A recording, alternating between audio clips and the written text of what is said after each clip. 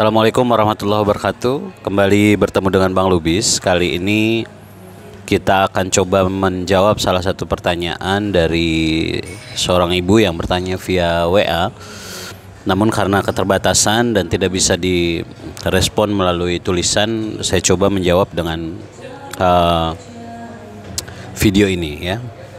Saya coba bacakan apa yang beliau sampaikan ya.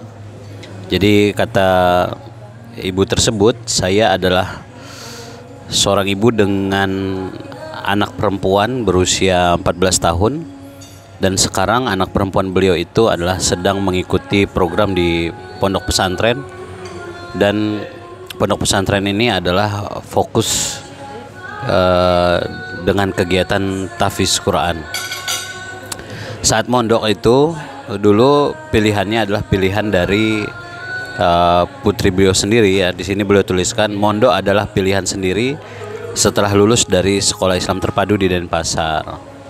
Awalnya biasa dalam tahap adaptasi kata beliau, kemudian sang putri kemudian sempat agak oleng dan intinya sempat minta pulang karena sebuah pilihan ya harus ada konsekuensinya kata beliau. Akhirnya sang bunda ini memotivasi ya, kemudian mendoakan juga, dan akhirnya juga didampingi ya. Sampai di bulan keempat sudah sempat merasa nyaman dan kerasan serta enjoy, dan sang ibu luar biasa juga sudah menjenguk sebulan sekali putri beliau. Hanya saja ya, kata sang ibu ini, anak beliau ini adalah tergolong anak yang bersifat keras. Ya, jadi bersifat keras ini sebetulnya ada sisi positif, ada juga sisi negatifnya ya gitu. Artinya sifat keras itu sisi positifnya adalah bahwa ketika seorang anak memiliki sifat ini, dia itu sebetulnya saat punya prinsip dia akan berpegang teguh pada prinsipnya. Dialah orang yang kemudian bersungguh-sungguh memegang keyakinannya. Itu adalah sisi positifnya. Sisi negatif dari keras ini juga adalah menutup diri dan tidak mau mendengarkan orang lain. Nah, jadi sebetulnya agar seimbang, selain memegang prinsip-prinsip diri, juga membuka diri untuk bisa menerima masukan dari orang lain. Ya. Kemudian ibu ini menyampaikan sang anak sampai berontak ya, bahkan akhirnya selalu membantah orang tua. Kemudian anak ini minta keluar dari pondok pesantren dengan alasan tidak kuat hafalan. Selama ini tetap dimotivasi oleh sang ibu dan sering juga dikunjungi, tapi kemudian 2 minggu terakhir ini tidak ada semangat belajar kata beliau, dan sering menangis dan gak mau sekolah lagi di Biang. Hasilnya adalah sang putri ini kemudian sakit, dan akhirnya sang putri ini terkena asam lambung. Yang perlu diketahui adalah sensasi tubuh ketika seseorang itu mengalami produksi asam lambung berlebih, ini adalah indikasi bahwa seseorang itu telah mengalami stres akut. Jadi ketika seorang mengalami stres, maka reaksi tubuh itu salah satunya adalah memproduksi asam lambung yang berlebih. Nah, jadi ketika sang putri sudah mengalami situasi ini, sebetulnya ini adalah sebuah indikasi bahwa putri yang berusia 14 tahun ini sedang mengalami stres gitu dengan apa yang dia jalani dalam hari-harinya. Kemudian sang ibu ini menutup dengan memberikan pertanyaan apa yang harus dilakukan karena beliau khawatir dengan kondisi kejiwaan putrinya.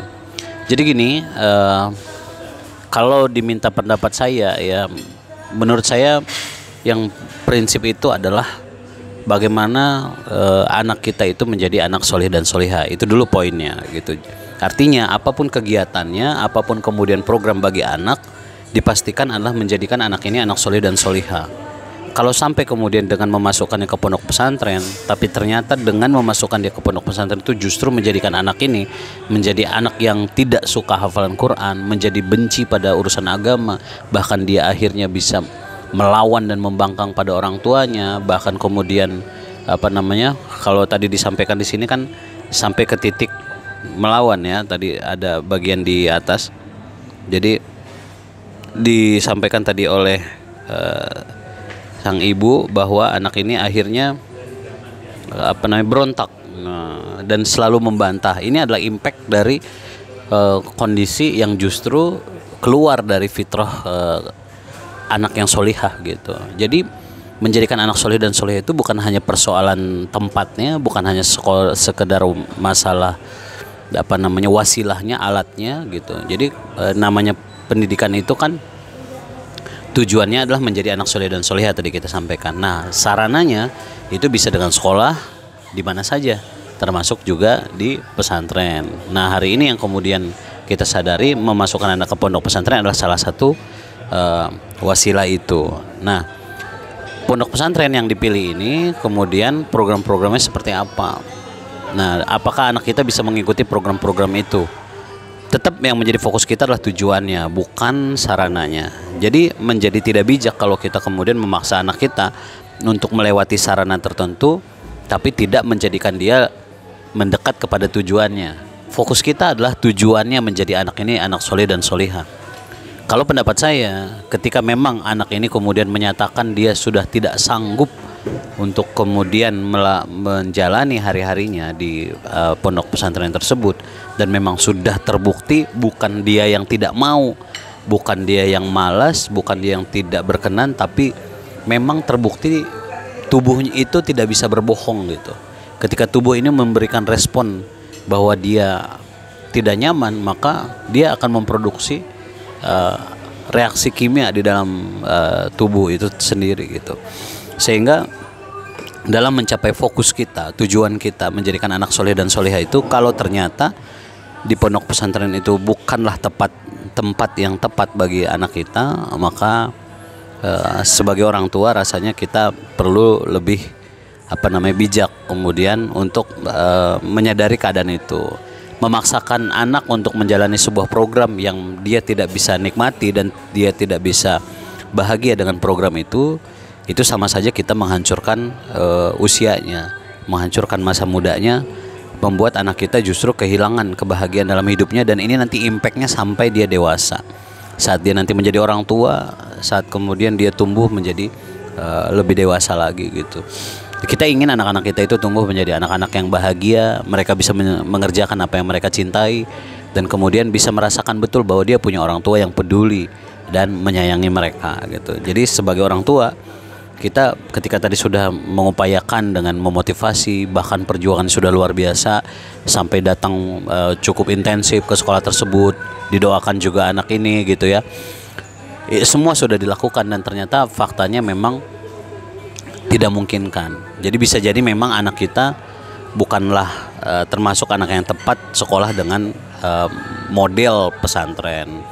Sehingga menurut saya nggak apa-apa kemudian ketika anak kita menyatakan memang dia tidak bisa untuk kemudian melanjutkan ke pesantren tersebut, kita bisa berdialog. Apalagi sudah 14 tahun ya, ini anak sudah balik, sudah dewasa, sudah bisa diajak berdiskusi. Berdiskusilah dengan putri kita, tanyakan padanya, sampaikan tujuan kita kepadanya, maksud-maksud baik kita, kenapa kita kemudian memasukkan dia ke dalam pesantren itu, karena tujuannya apa. Nah, ketika sudah disampaikan tujuan kita dan memang putri kita tidak bisa menjalani prosesnya, sampaikan kepadanya kira-kira bagaimana menurut pendapat putri kita agar si tujuan kita tadi itu bisa tercapai. Misal tujuan utama kita kan jadikan putri kita anak solihah, jadi tanya kepada putri kita dan diskusi, minta dia berpikir dan minta dia untuk kemudian menyampaikan pendapatnya. Menurut putri kita, apa kira-kira langkah baik yang bisa dia lakukan kalau misalnya dia meninggalkan pondok pesantren itu? Apa idenya dia agar tetap menjadikan dia anak solihah kalau misalnya dia tidak melanjutkan lagi pondok pesantren itu? Ketika memang anak kita punya alasan yang jelas untuk kemudian menyampaikan pendapat tadi, dia bisa menjelaskan alasan-alasan kuatnya, maka sangat layak kemudian kita dukung. Jadi poin pentingnya adalah menjadikan anak kita menyadari bahwa dia punya orang tua yang peduli dan sayang pada dirinya. Tentang pendidikan sebetulnya kita juga tidak perlu khawatir gitu ya. Misalnya kalau sudah berjalan pendidikan, dia sekarang tingkat SMP misalnya kan. Kalau 14 tahun itu kan kayaknya SMP ya, SMP sudah di akhir juga ya sebetulnya ya. Dan Kalau memang dengan sangat terpaksa memang tidak memungkinkan untuk meneruskan di sana, berarti mungkin bisa dicari alternatif lain dengan sampai mungkin pindah sekolah atau bahkan bisa mengikuti program kejar paket. Dan ini sebetulnya tidak ada masalah untuk melanjutkan ke jenjang berikutnya, tetap tidak ada masalah hari ini dengan itu semua. Jadi kalau kejar paket pun tetap bisa melanjutkan ke sekolah formal layaknya anak-anak sekolah formal. Kalau misalnya pilihannya pindah sekolah, berarti konsekuensinya adalah pindah sekolah. Atau bisakah kemudian pesantren tersebut dinegosiasi, misal karena anaknya tidak memungkinkan untuk mengikuti kegiatan belajar mengajar di pondok pesantren itu, apakah masih diizinkan untuk misalnya anak ini belajar di rumah, terus kemudian mengikuti ujian-ujiannya dari rumah, misalnya begitu. Masih banyak jalan yang kemudian bisa dilakukan. Tapi prinsipnya ketika anak kita sudah menyatakan dia sudah berusaha dan memang kita menyaksikan fakta-fakta dia berusaha dan memang tidak mampu, sarannya jangan terlalu dipaksakan. Jadi justru kebahagiaan ya, ketenangan anak kita ya, kemudian rasa di dalam dirinya bahwa dia punya orang tua yang mencintai dan menyayangi dia, inilah yang kemudian membuat anak kita jadi anak yang berbakti pada orang tuanya, sehingga fokus kita menjadikan anak ini anak soleh dan solihah insya Allah tercapai. Jangan sampai kita terlalu fokus pada sarana, kita fokus kepada pondok pesantrennya, tapi justru tidak satu dua loh orang tua yang memaksakan anak kemudian untuk meneruskan, menuntaskan itu, tapi justru anak-anaknya ketika pulang dari pondok pesantren justru menjadi lebih buruk. Saya cukup banyak pengalaman ya menyaksikan anak-anak yang lulus dari pesantren yang memang bukan karena kedorongan dari dirinya sendiri, bahkan ketika dia sudah merasa tidak bisa lagi memperjuangkan di pondok pesantren tersebut, termasuk juga memang tidak sepenuhnya juga anak bisa kita salahkan. Banyak hal yang bisa dievaluasi, termasuk juga bagaimana pola pendidikan yang diterapkan di pondok pesantren itu, seperti apa kemudian menerapkan pola komunikasinya, bagaimana menyamankan anak-anak ketika di pesantren itu masih banyak banget yang kemudian perlu kita telusurin sebetulnya. Jadi memilih pesantren atau sekolah yang tepat pun menjadi penting gitu.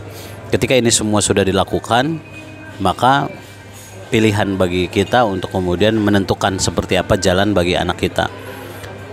Poin buat saya adalah yang penting adalah anak ini anak soleh dan soleha. Kalau toh misalnya tidak di pesantren pun itu bukan masalah.